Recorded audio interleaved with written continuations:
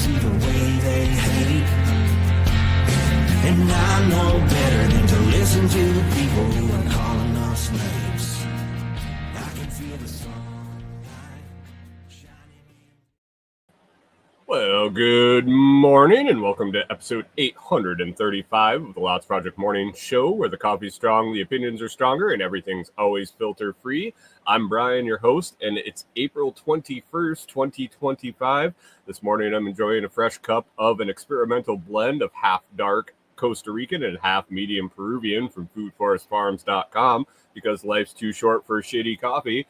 At Food Forest Farms, your beans are roasted by real human hands using a clean Airstream roaster. More than just a customer, your family. Get 10% off with code LOTS10, and shipping is always free. While you're there, check out C4 Club for even more awesome perks, like getting custom blends to test out, to try out, to evaluate. And this month, even better, I'm getting to make my own blends because we came up with an idea. I'll talk about that in a little bit. But today we've got another packed show, a truck appointment recap with a few surprise takeaways, my thoughts on the Blue Origin's latest trip to space, quote unquote, trip to space, how I pulled some redneck ninja moves. Well, not me, but I was a part of it, I guess, over and dropped a sketchy tree with my friends back from their vacation away, and a quick preview of what I've got coming up this week. So grab a coffee, smash the like button, and let's get started. Whew. Good morning. How are we doing today? Hope everybody had a fantastic week. Back again. Rainy and thunder lightning this morning, so I hope the weather holds out and the internet signal holds out and everything for the whole show. We will see. It seemed to be lightening up, but you never know when they're going to roll through here in Tennessee. They seem to come fast and furious when they decide to come. So it's been a good week. It's been a good week here. I mean, it's as good as we can hope. Seems like everything is going sideways for us again. You know, we kind of go through these cycles. It seems last year it was July with lightning strike and everything going down and everything breaking, fixing that. Now it seems like everything we need is breaking again.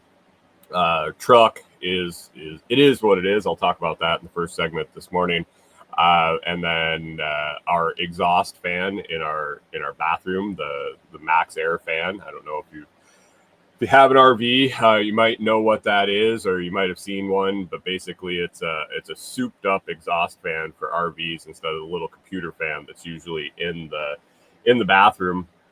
And we installed it when we retrofitted the camper. So before we took off when we were in Minnesota, we bought it.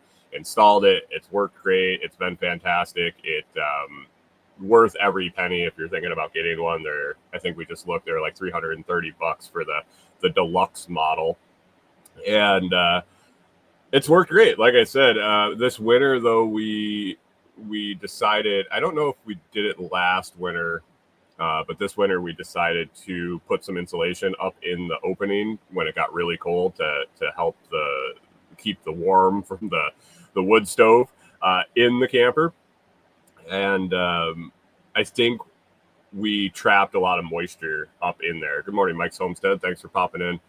I think we trapped a lot of moisture up in there and fried out a circuit board. So when we took the insulation out and went to use it, it wouldn't work. It was just fried.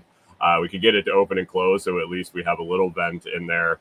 But the fan won't come on, the remote won't work, and so finally got around to this weekend taking it apart and taking a peek. And as far as I can tell, it's the control board, so I got one of those on order. That'll be coming in later this week and fix it. And then yesterday on Easter, one of my gorgeous wife's traditions every year on Easter was to ride her unicycle. We went and got it out. She pulled it out from under the camper. We went to fill up the tire, and the tube just exploded. So she didn't get to ride that, and so that was a bummer. So it seems like everything's breaking and everything's broken, and just scrambling to fix everything every day. So it is what it is. It is what it is. So anyway, let's get into that first topic: the truck appointment. that I finally made, and I talked last week. I had it basically forced my hand. Um, it was an intermittent issue for quite a while. I'd had a misfire on one particular cylinder, cylinder 4, when it would rain, when it would be wet, get a significant rain, or it had to be a decent rain. And my assertion was it was a short. Just the way it acted, it would be when it rained, uh, directly after it rained, I would drive it and it would start to misfire. And if I could get it up to 40, 50 miles an hour, it seemed like the breeze, the wind from driving would almost dry it up, because it would misfire, and then just be fine. And then it would be fine for weeks on end, until it rained again. Uh, so that it made it really hard for me to take it into a garage and have them troubleshoot something that may or may not be happening when it was there. Make an appointment when it rains. I mean, it was a week to get into the shop when I finally made the appointment. So the role of the dice, if it's actually an issue when I took it in. Fast forward to a couple weeks ago, started having issues again, and it had been quite a while. Started having issues again with it riding rough, with it hesitating, with it chugging kind of. And so I threw the code scanner on it, and the misfire had moved. It was no longer on cylinder 4, not ever. It was the last time I had cleared it, hadn't populated on cylinder 4 again. It had one inactive code for cylinder 5, and that had cleared and been done. And the active misfire was on cylinder 8. So I was like, okay, this isn't a short anymore, or maybe it is, but it's a bigger issue at this point. So I started looking into things, and a little bit, and it didn't get any better. And so we made the appointment, took it in, dropped it off, and I talked to the tech, and he's like, well, yeah, I'll look at it. And, I told him what I had experienced and what I was thinking. He's like, yeah, sounds about right. Sounds like it needs plugs and wires. And that's what I had him do at the appointment: plugs, wires, and an oil change. And I figured if it was coil packs or injectors or something like that, those are things that I could handle after the fact if it didn't fix it. I talked to him about that. I mean, all the coil packs are right on the top of the engine. The problem with sparks plugs was they're on the top and the bottom, and I didn't know how long they had been in. So we bought the truck. The previous owner was a business. It was a company truck, and the paperwork in the glove box had all the service records. And I didn't specifically go in and look to see if they had done plugs or what, but everything had seemed to be done on schedule. And the recommended on Ford engine, that engine, I believe, was between 87 and 100,000 miles. Should have been changed. And we bought it with over 100,000 miles on it. So I assumed they had been changed. But it was time for them to be changed again. We're over 200,000 miles. So it was right in that wheelhouse where they should have been serviced, but not crispy. So, but I didn't want to deal with it in the driveway. I didn't want to struggle with the tool sets that I have, the limited tools I have that I took on the road with me. Good morning, John Palmer. Thanks for stopping in. And I was afraid that I was going to snap one off and have to get the truck towed, because I would not be equipped to extract a broken spark plug in the driveway with those limited tools. So I just thought it would be best to take that in and have them do it. And so I drop it off. They're like, yeah, it'd be 3 or 4 hours between the oil change and the plugs. And so I had my friends pick me up, and I donated some labor to them for the day. I'll talk about that in a little bit. But it, so I drop it off at like 9:30. They pick me up. hanging out, doing some work, clearing some brush. Time's ticking on, get into some projects over at their place.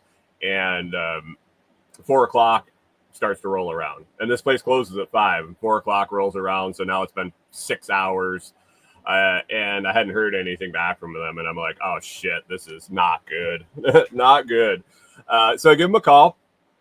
They're like, yeah, it took a lot longer than it said in the book. I'm like, oh, great. So now they're going to jack my quote up through the roof. But turns out they didn't. They were spot on with the quote, even though it took them almost twice as long as the book said. They ate that. But they're like, hey, we're just getting it ready. We're getting ready. Why don't you come pick it up? I'm like, all right. So my friends give me a ride back. I pick up the truck and talk to the guy. Well, actually, I walk in to pay, and he pokes his head from the garage, and he says, hey, when you're done paying, I want you to come out and take a look at what I pulled out of your truck. And I'm like, oh, no, that's not good. So I pay for the truck. I go out, and I talk to the guy, and he's like, yeah, I definitely needed it. Take a look at these plugs. And these plugs were scorched. I definitely got my money worth because I didn't even buy them. But man, they were crusty. The gaps were about as big as you could get. It appeared that several of them had been arcing to the sides. He said they were pretty creaky on the way out, so I was happy that I didn't try to do it at home. He was able to get them out without breaking any of them.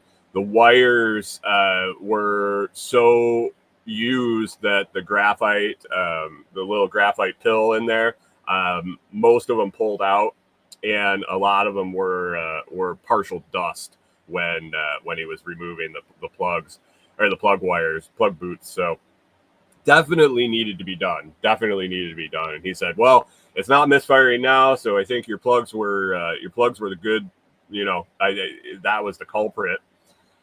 And so he's like, if it does start misfiring at any point soon, I would say that it's the coil packs. I'm like, well, I mean, that's what I figured. Oh, cheap viewers over on Twitch. Thanks for stopping there, Mr. Spammer. And so I get in the truck, I start it. It sounded fantastic. It had been, even though it, when it was running good, quote unquote good, it's 200,000 mile truck. It just has its quirks, its sounds and things. But man, the tune up really made it sound decent. And so I was excited. I started driving it home, get about 3 miles down the road, and it didn't start chugging, at least. But the check engine light came on. It was throwing a misfire again. Same cylinder 8. I'm like, son of a bitch.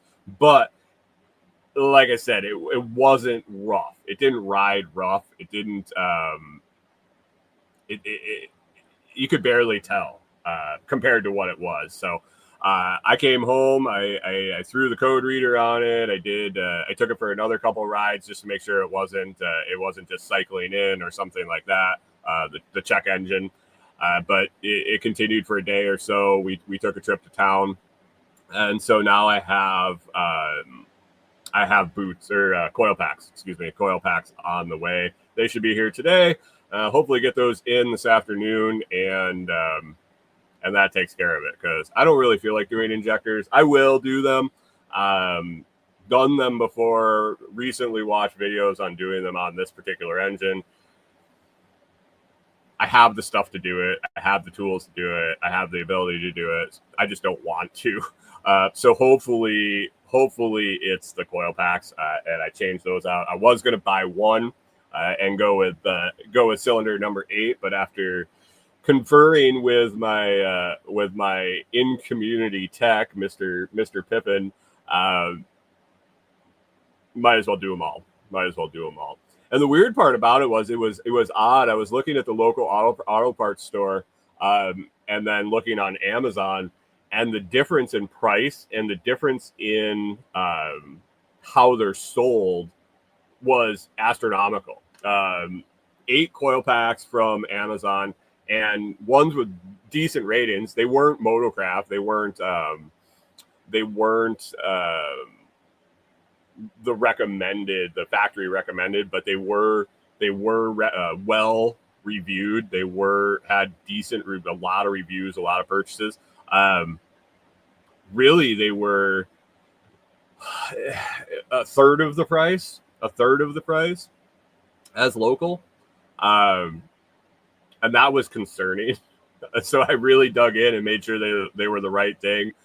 Ran some of the review filters to make sure they weren't spam reviews and things like that. But hopefully that goes smoothly. I get those installed, and we'll be good to go. So anyway, it ran better. It doesn't feel like it's not going to make it up a hill. Got some more power back, and so that's good. And it was definitely, I would say, we're looking at those plugs that at any point, any of them could have just all stopped working. So it was time to get it done. And we were talking about it, the tech and I, looking at them, and we don't think that they got done. We don't think that they got done at last factory recommended. So this was 200,000 miles on these plugs, and that included hauling this camper and going over the Rockies twice. And yeah, so definitely got the money out of the plugs, and excited to have those all done. And hopefully these coil packs fix everything up. So with that, today's episode is brought to you by ComfreyRoots.com. Yes, ComfreyRoots.com. Just over a week left to take advantage of the No Foolin' sale. Now through the end of April, use code NOFOOLIN, NOFOOLIN, No Foolin' at checkout. And just a little side note: if you don't put it in, we're honoring that on all orders on ComfreyRoots.com this month, because there's some wonky stuff with the website, and it's a little tricky. So going to honor that. It's just the April sale. No fooling at checkout, just to be sure. Buy one, get one free on Bocking number 4 Comfrey root cuttings, shipped fresh and ready to grow. Perfect for soil building, animal forage, and permaculture projects. Visit ComfreyRoots.com to stock up before the sale ends. Comfrey, COMFREY, roots.com is where you can get those. Been selling them for several years now. Many happy customers. So, by the way, if you didn't see, the Pope died this morning. Made it through Easter, I guess. It just happened to come on my news feed. I don't know much about it. Is this when the smoke goes they start the smoke when they start deciding the new pope, and then the smoke color changes when they pick it? Is that? I learned that from Euro Trip movie from the early 2000s. But regardless, on to the next topic today. Blue Origin, the big metal penis that kind of went into space.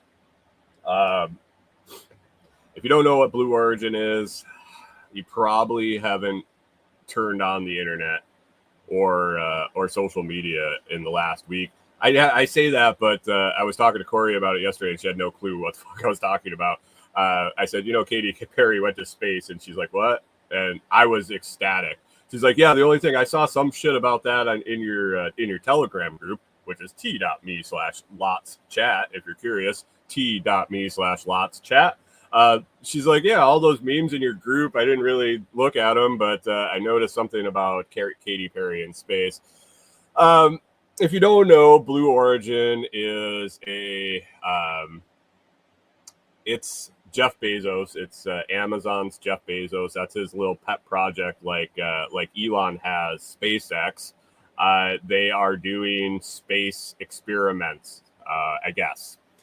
It seems like one is the little stepchild of the other. It seems that Elon and SpaceX is far and ahead, away, better, and more advanced than Blue Origin, from what I can tell. I don't really follow a lot of the space stuff, and And with the mess of an internet right now, it's really hard to tell what's factual, what's AI generated. We talked about this last year as AI started to roll in. Once video and imaging AI got better, it would be really hard to tell what is real and what isn't. But anyway, Blue Origin. This was the first all-female trip to space, I guess, is what it was touted. I looked up a little bit about it this morning from the Google bot. It says Blue Origin New Shepard NS31, New Shepard, because, you know, like Alan Shepard, these guys are like space pioneer. Oh, excuse me. These women are like space pioneers. The New Shepard NS31 mission, which took place on April 14th, 2025, featured an all-female crew of 6. Good morning, Hunter. Thanks for stopping in. The crew included, let's see, Aisha Bowe. She was a former NASA rocket scientist, so I mean, she belonged in there. Amanda Gwynn, a bioastronautics research scientist and civil rights activist. I mean, that makes sense that we're going to focus on bioastronautics and civil rights. She's also, it appears she's also a rape survivor and shared a message for others who have faced adversity, encouraging them to pursue their dreams. We also had Gail King, CBS Mornings co-host, who defended the mission against criticism, emphasizing its importance for inspiring young women and promoting space exploration for the benefits of Earth. And then Katy Perry, yeah, you might have heard of her. She was like some 90s, I don't know, was she 90s or early 2000s? Yeah, the pop singer, Katy Perry. For some reason, they decided to send her into space and let her come back. But she brought a daisy to space in honor of her daughter and described the experience as feeling that comes only second to becoming a mother. Also, Carrie-Anne Flynn, a film producer who was honored to be part of the historic all-female crew and shared her excitement about the mission's impact. And then Lauren Sanchez. She got her ticket because she's boning Bezos. That's Bezos' fiance, who expressed her enthusiasm for the mission and invited critics to see the dedication of the thousands of employees involved in the project. Congratulations. They barely went to space. 11 minutes. They shot on a rocket. If you haven't seen the rocket, it looks like a giant metal dildo with a bulbous head on it. It shot up and it did a parabolic flight where it went up and crested, and they got to experience zero gravity. They do this in fucking hollowed out 747s without going to space, but they went almost to space, from what I understand. I am not well versed on the atmosphere and the layers of the atmosphere, but it appears they were technically, from what I saw, they were technically about 60 miles from actually being in outer space.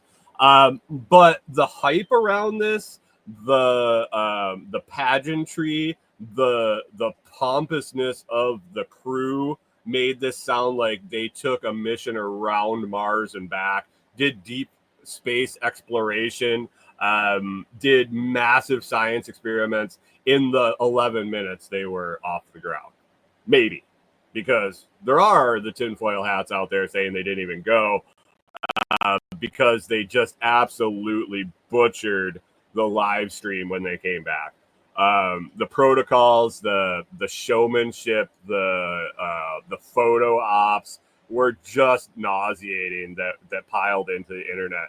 And then when the backlash of the internet, which I can't believe they didn't expect it to come, when the backlash came, here are Miss Perry and King just absolutely having a shit fit because no one's respecting their trip to space and all their important contributions to the space, the future of the space program. Give me a fucking break. Yay, they spent a shitload of money to take a rocket ride up and back to Earth. Maybe.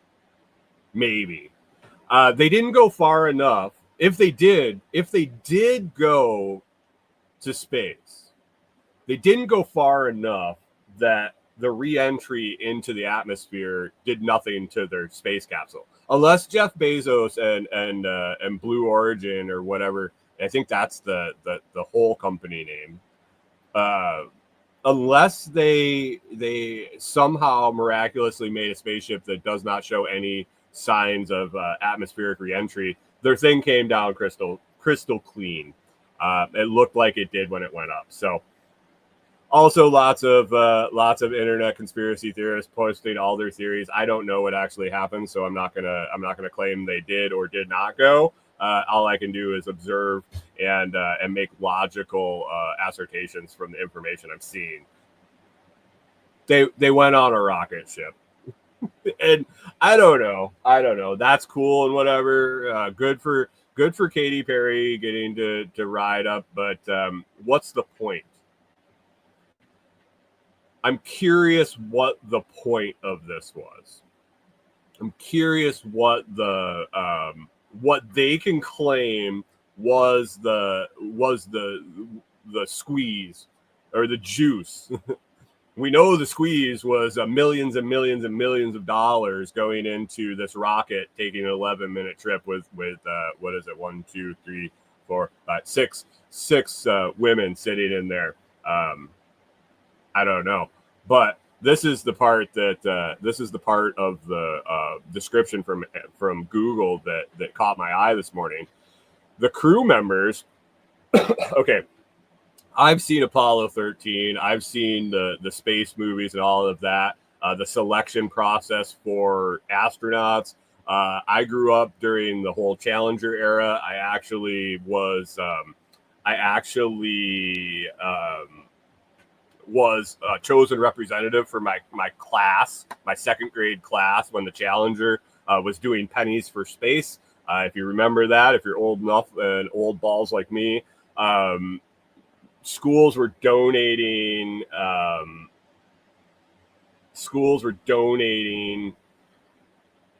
pennies to the program because they were sending a teacher into space, and she was going to teach lessons from space. We all got traumatized because we got to watch those people explode live on TV and in primary school. But anyway, I was the representative from our class. I got to give the NASA representative the pennies and got to be in the newspaper and all that shit. Yeah, Krista McAuliffe, the teacher that was going into space, she didn't train for like a day or two. Like, I'm pretty sure this was a long extended process for the training to go to space. Here is from Google about the Blue Origin crew, the 6 brave women that flew for 11 minutes. The crew members underwent 2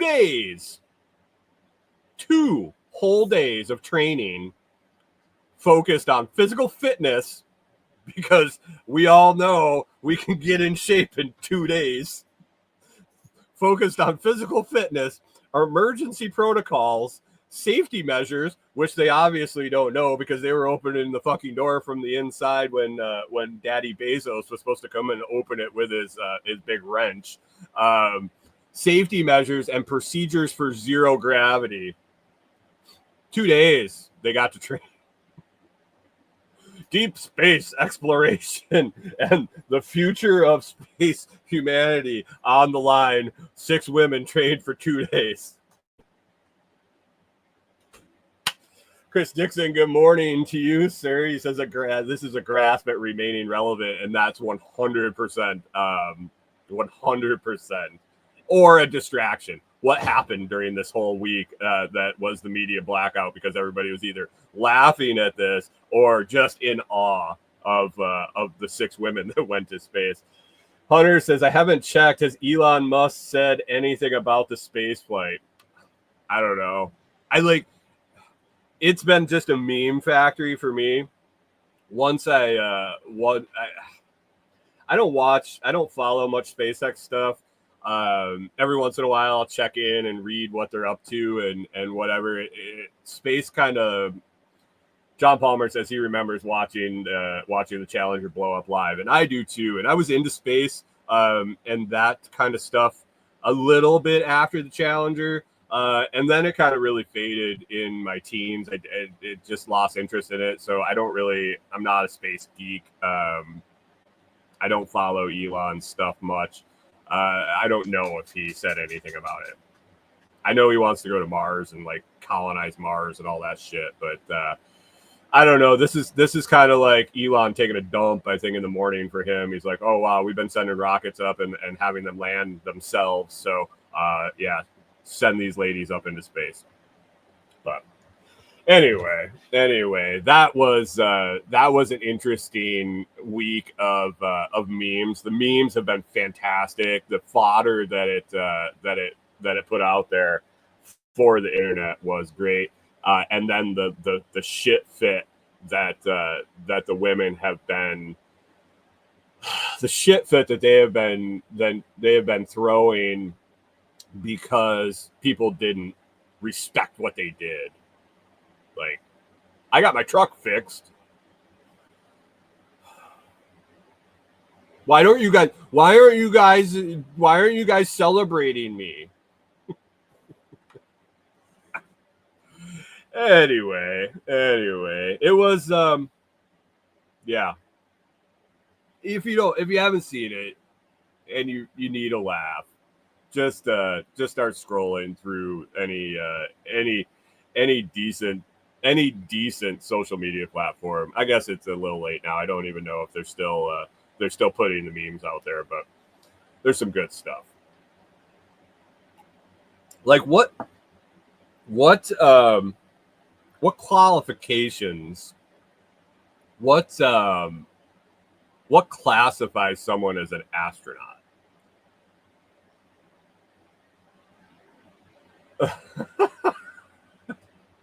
Chris Dixon says, if she had put as much effort into her music, it might be better. The only thing that I ever thought about Katy Perry, and I put this in the Telegram group at t.me/LotsChat, t.me/LotsChat. Sign up. If you request, I'll have to, I will have to,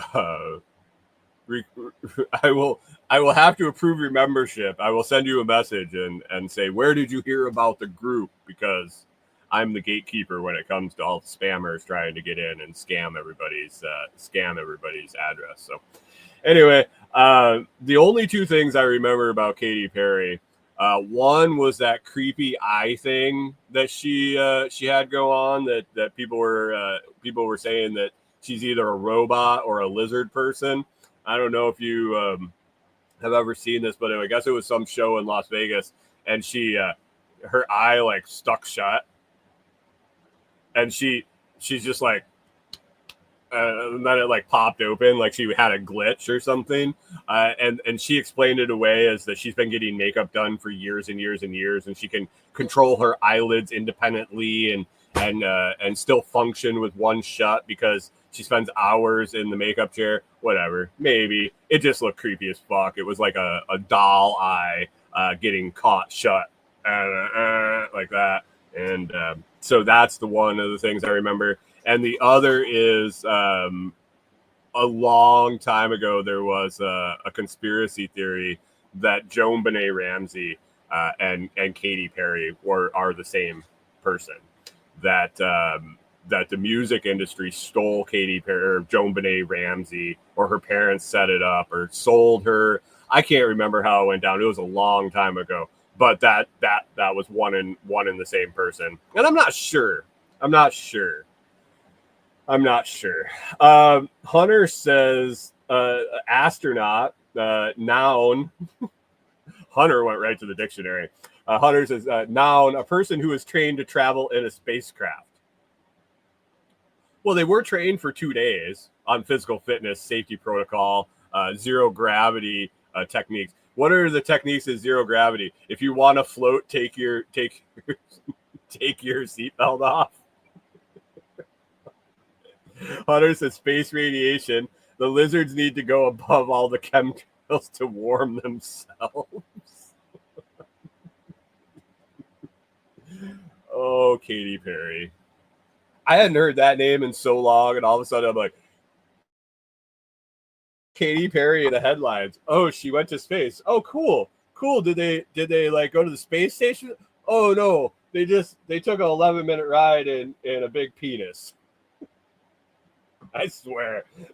If they like when I started to read about the trip, and they started talking about the fashion designer that designed the spacesuits, I'm like, well, that's really important. Who was the fashion designer that designed the spacesuits? Not the NASA scientist, ex NASA scientist that designed a spacesuit um, to save them or function properly in the rigors of space. But no, a fashion designer had to design these spacesuits for these pompous bitches. How much money did they spend to take this 11-minute ride? Like, if we could figure out, I can't remember what it was, $250,000 a seat or some shit. I can't remember what the quote what they said that each seat cost, what they paid to go on this. Whatever times 6.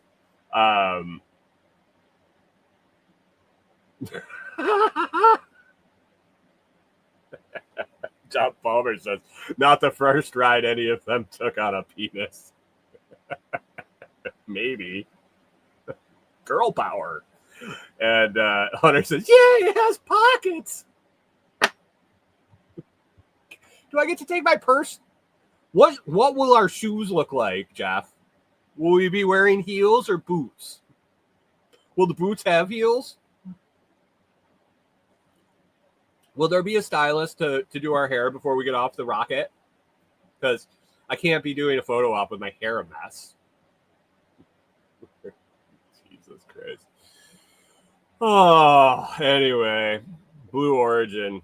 More to come from Blue Origin, or maybe we'll send some more fading pop stars and rich feminists into space. I don't know. Good for them. Good for them. I don't even want to go on an airplane, let alone go to space. So the more of them that want to go, the less that I have to consider it. So anyway. Moving on.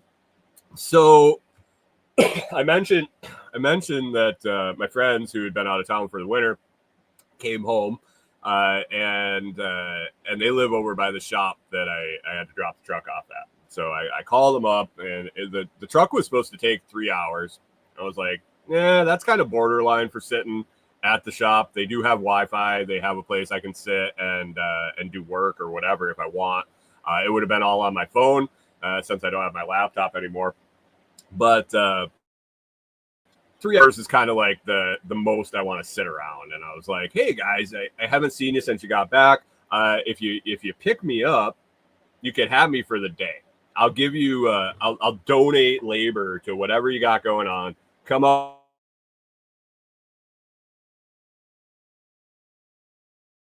You can drop me off when the truck's done. They agreed. They always like free labor, and we, like I said, I hadn't seen them since they got back, so it was good to see them. Picked me up and get over there and say, well, what do we got going on today? We're just going to cut up some brush. So they had 2 huge trees in their front yard, and they're going to be putting some solar in. And these 2 huge, I'm going to say like 85-foot tall, 75-year-old or 76-year-old. I can't remember. They counted the rings in both trees. I think they were like 76 years old or some shit. But 80-foot tall pines in their front yard, basically blocking the best area in the yard for a solar field. These trees are just right in the way. So if the trees were gone, it was ideal spot.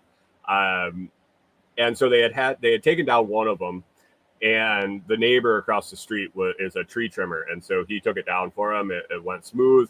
They had it all cleaned up, but they had all the big brush piles and stuff in the back of their property. And they said, well, we're just going to like cut these down into smaller piles that they could pick up with the forks of the tractor and drop on a bonfire. just strip them down. We were both using DeWalt chainsaw, little electric chainsaw, 12-inch. It was working great. We're kind of plowing through that. We took a little break for lunch, and the neighbor called and said, "Hey, I'm on my way home. We're going to take that tree down now, the other 80-foot pine tree." Oh, this is going to be fun, because we had looked at it when I got there, and it sat right next to the road. And all the branches, because the two trees were next to each other, and they were close, they were probably within 15 feet of each other. One of the trees had all its branches on the yard side, and the other one had all its branches on the street side. And because they were so close, so they like grew like one tree. One tree grew out half of it, and the other tree grew out the other half. So the one he had already dropped was easy because it was weighted towards the yard. This one, all the weight was on the street side, and if it had fallen across the street, it would have fallen onto their property. It would have taken out phone and power lines, a mobile home, and several other things. So it was pretty important to get it to drop in the right direction, opposite of all the weight. And being a professional tree trimmer, he was contemplating the different ways to do it. He said, "Why don't we?" He was originally going to drop a lot of the branches on the one side of the tree to lighten that side. Unfortunately, they were going to all drop in the road. We were going to have to move like 50 branches, large branches, out of the road one at a time as he's dropping them, using a tractor and a chain, or cutting them up and moving them. It wasn't ideal. Second option was to pull and put some counterweight on that and pull it in the right direction as it was being cut down. That's great. The tractor that they have, not robust enough, not heavy enough. The pickup trucks we had, the vehicles we had, not really robust enough. The neighbor that was cutting it down said, "Well, how about we chain two pickup?" Holy crap. I don't know if you guys heard that, but holy crap, a thunder strike. Oh, Clyde's probably shaking like a leaf back there. Anyway, he said, "Let's tie two pickup trucks together, and that'll give us enough weight." And I was like, "Yeah, I don't know. Hunter says that was close, right? A little startling. I wasn't real sure about that area. Oh, Chris Dixon saw the light in the window. Did you see the stain in my pants? And I said, "You guys, you got a bus right there." So my friends have a schoolie.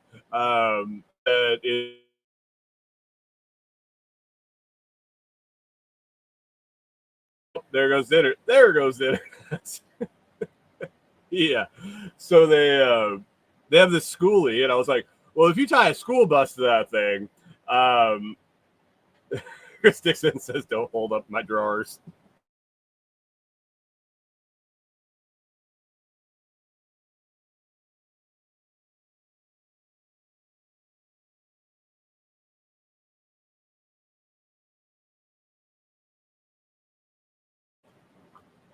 It's going to get interesting, guys. The rain just started coming down. The internet looks like it's Elon needs to figure out how to shoot his internet signal through heavy cloud cover for sure. We'll see how this ends up going. But anyway, we decided. They decided. I was just a conscientious. I was just an observer of this whole process, and I ended up being the videographer, I guess. But we decided that if we tied the tree to the schoolie, we'd be able to pull enough and have enough weight to drop that tree. And so, looking at it, the direction it needed to go, and everything, the guy that was cutting it down said, we can't get the bus out in the yard. It's going to get stuck just to where it was and where it had to be. So we ended up having to use a little physics. take a rope down into the woods, wrap it around a tree using a pulley. I don't know if they ended up using the pulley or if they just went around the tree. I didn't end up going down in the woods to check that out. But they brought it around. You can see videos of this on my TikTok or YouTube. And also, I think it's in some of the other Telegram groups. But basically ran it down through a tree. And we're talking, I think we ended up he used two 200-foot ropes. We did double lines, two 200-foot ropes, and then probably another 100-foot each, and then a chain to the bus. So a long way. And got tied up and tensioned the rope, got all the knots secured, got all the slack out, and then he started cutting the tree down. Good morning, Jim. Thanks for stopping in. Appreciate you knocking over here. Did Noster go down again? Zaptop stream has been a shit show. It was so good for so long, and then it just kind of went sideways. So I don't know what's going on there. I've been riding out Zaptop stream just till it makes a difference, I guess. But anyway, we got all the tension out of that. Got some weight pulling and could see the tree. Oh, what I forgot was watching this guy go up in the tree was interesting. So he had a line he threw up way up in the tree. He needed to get it tied around the trunk way up. Like I said, it was 80-foot tall tree. He was trying to get this line like 60 foot up to try to tie it around on the top side. So he threw his line up in there, got it to come down and back down to the ground. He put a harness on and climbing spikes and tied off the rope on him. And he got my friend to tie the rope to his tractor and back the tractor up. So he's got the tractor. It's the line coming off the bucket up into the tree, back down around a branch, tied to the tree trimmer, and the tractor backs up, and he just leans back, and it raised him up like an elevator. And he's like dodging branches up through the tree, gets up there and walking around like a little monkey up in that tree, 60 foot up in the air. I was like, that's phenomenal, but how the hell is he going to get down? Because he lowered his rope down. Or he tied part of the rope. He pulled it. I was like, I'm curious how he's going to get down because he unhooked it from the tractor, and down he came. He lowered himself down with his tree spikes. I was like, better you than me. There'd have been a bigger spot in my underwear than that lightning crack and thunder crack just caused here a little bit ago. But anyway, that was an interesting thing to watch him do that. I was thoroughly impressed. But got the tension on the tree. Got the tree to move a little bit, and away he went. And literally like 3 minutes later, they were watching, had radios. One guy was in the bus, one over by the tree. The guy was cutting the tree, zip, cut the notch out, the wedge out, went in the back, started doing the back cut, and they said called to move the bus. He hit the gas on the bus, and away it went. And man, it came down in the perfect spot, exactly where he had wanted it. And it was weird because it landed right on the side that there were no branches. And they had said when they cut the other one down, they had like 6-inch diameter branches buried 2 feet in the ground that they were pulling out. So when the tree came down, it just drove those branches straight into the soil. And this side, I don't think there would be anything like that. So, but watching how much weight when that tree hit the ground and bounced, and all the pine cones came out of that tree, you could feel the rumble when it hit. Big tree, and it could have done a shitload of damage if it didn't fall where it needed to. So, bravo, man! Their neighbor, he knows his shit. He might be a silly redneck. You talk to him and you're like, dude, where did you come from? I mean, backwoods Tennessee redneck, knows his shit. And I was thoroughly impressed in the fact where that tree dropped, how fast it happened, and how confident he was in his work. So bravo to him. Trees on the ground, and I'm hoping to to help with this solar field installation that they're going to have going on after. So cool. That was fun. So anyway, let's move on here. Second sponsor today. This episode is also sponsored by the Blockstream Jade and Jade Plus, the hardware wallets I trust and recommend. Bitcoin currently 86,945, up a little bit yesterday. Started to do a little pop yesterday and then leveled up right around 87. Still sitting there. But before this next huge run, be sure you get your Bitcoin secured with the Blockstream Jade or Jade Plus hardware wallet. If you're just getting started in Bitcoin or a seasoned Bitcoiner, Jade has you covered with secure open source cold storage. And now with Jade Plus, some upgraded features and sleek new look. You can get 10% off your Jade when you use code The Lots Project at checkout, or you can look down in the video description or the audio description and just click the link. It'll be automatically applied. And just another insider hack, if you have the Fold debit card and you're looking to buy a Blockstream Jade, definitely pick up a Jade gift card and do some math before you do, because there's two different amounts for the Jade gift cards on the Fold. And if you're getting the 10% off using the discount code, you don't want to spend too much on the gift card. So do a little math, figure out what you're buying and how much you need in the gift card, including your discount, and do that, and you'll get some sats back. I think at one point, I don't know if that's still the case, but at one point, Blockstream gift cards were giving 15% back in Satoshis. So you spend $100, you get $15 in Bitcoin back just for buying a gift card and jumping the hoops to buy it with the gift card instead of cash. So check it out. Fold gift card, Fold debit card, gift card from Blockstream, and 10% off on your Jade or Jade Plus with code The Lots Project. And if you need help learning how to use it, check out the YouTube channel, check out the website, or send me a message and I can help you with any of your questions. All right. Look ahead as we get towards the end here. If you guys have anything you want to talk about, drop it in the comments. Otherwise, I'm going to talk about what we got coming up this week, plans, and we'll get it out of here. We'll wrap it up and move on for the day. What do we have going on this week? Today I have to wait till Amazon shows up. I'm gonna go do some laundry in town, and I gotta get Corey a new tube for her unicycle tire. We'll get that blown up and let her get her annual ride in. Yes, Corey does ride unicycle. She's been doing it for 30 years, at least once a year, every year, normally on Easter. But if you were around for the start of the show, we had a little trouble with the tire yesterday, and so we had to delay that. So hopefully get that done today. Man, did the Pope die because Corey didn't ride her unicycle on Easter? Uh-oh. Not good.